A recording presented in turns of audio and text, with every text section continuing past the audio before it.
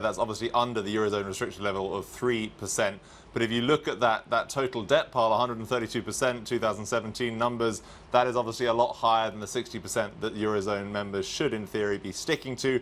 In terms of that Keynesian growth story, you know, we've heard from Luigi Di Maio. He believes that all of this fresh spending, the universal basic income they're trying to introduce of 780 euros, that will stimulate growth sufficiently to make up for the huge shortfall they should see in tax take when they try and introduce this two-tier flat tax of 15% and 20% respectively, something that Lega supporters obviously very happy about.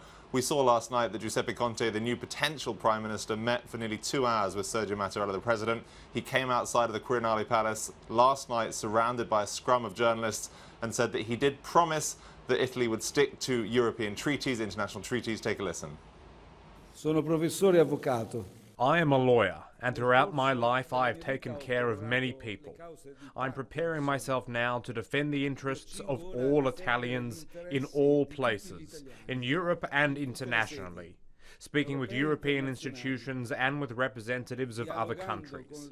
I will be the defense lawyer for the Italian people.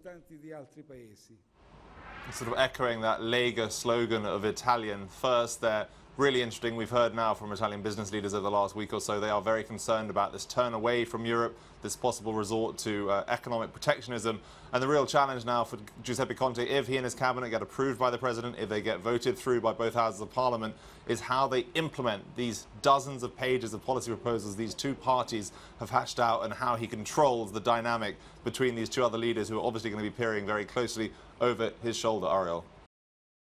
Hey everybody, it's Hadley Gamble from our new CNBC Middle East Bureau in Abu Dhabi. Thanks for stopping by. Now to watch more, you can try one of the videos that just popped up on your screen. And don't forget to subscribe.